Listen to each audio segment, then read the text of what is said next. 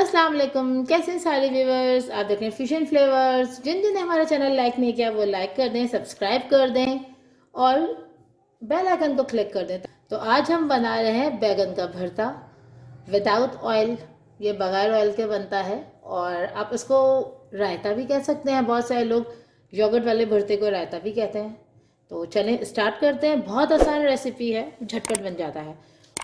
बैगन का भरता है तो आपको पता है बैगन बहुत इंपॉर्टेंट है।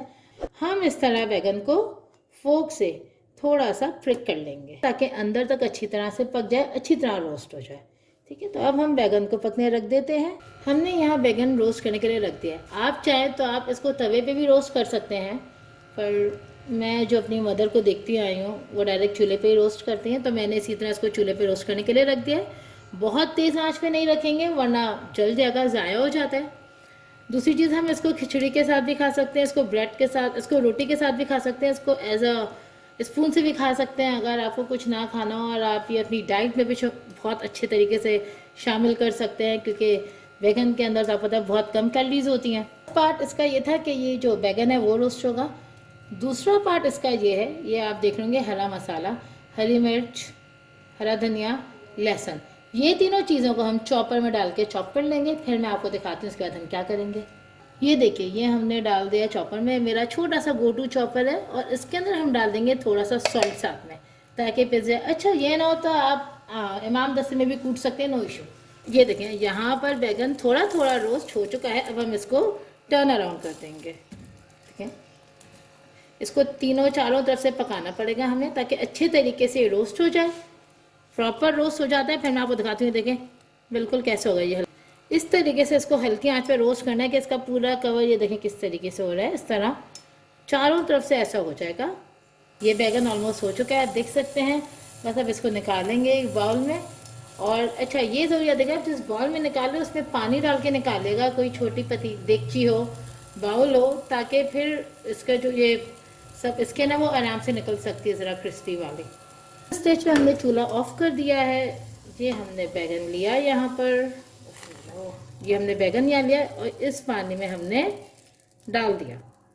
ये जो बैगन है ये हमने रोस्ट कर लिया है, ये देख सकते हैं आप। और जो मैंने दिखाया था कि रोस्ट करके हमने पानी में इसलिए डाला था कि आराम से इसका जो छिलका है वो निकल आया है। आप देखें पूरा क्लीन हो चुका है और पूरा गल चुका है। कोई इस मतलब इतने मज़े की इसकी रोस्ट की खुशबू आ रही है, जैसे रोस्ट हुई चीज़ होती है, बहुत अच्छी स्मेल आ रही है। और अब हम इसको मिक्स करेंगे बाकी चीज़ों में, वो मैं आपको आगे दिखाती हूँ। हमने बैगन लिया था इस बॉल में, इसको हम हल्का हल्का मैश कर देंगे।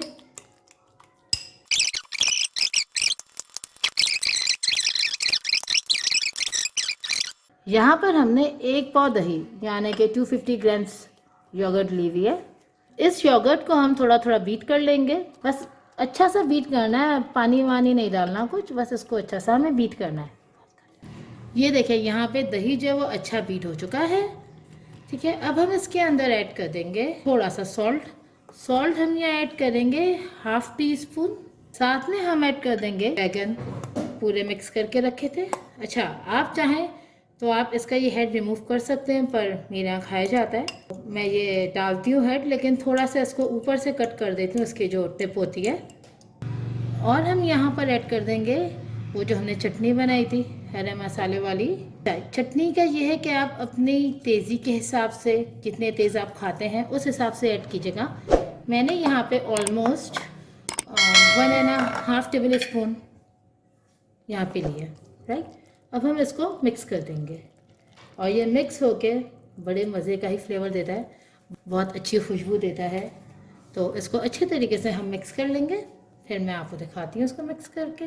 देखें, बैगन का भरता रेडी हो चुका है। कंसिस्टेंसी इसकी आपको दिख रही होगी, ये देखें कितनी अच्छी कंसिस्टेंसी है। और जो लोग ऐसे जिनको नहीं पसंद आता, वो इसके ऊपर जैसे हम नॉर्मल रायते पर या दही बड़ों पे बघार डालते हैं, उस बघार के साथ भी ले सकते हैं। उम्मीद करती हूँ रेसिपी आप लोगों को पसंद आई। अपना फीडबैक दीजिएगा, like share subscribe. Thank you, Allah हाफिज़।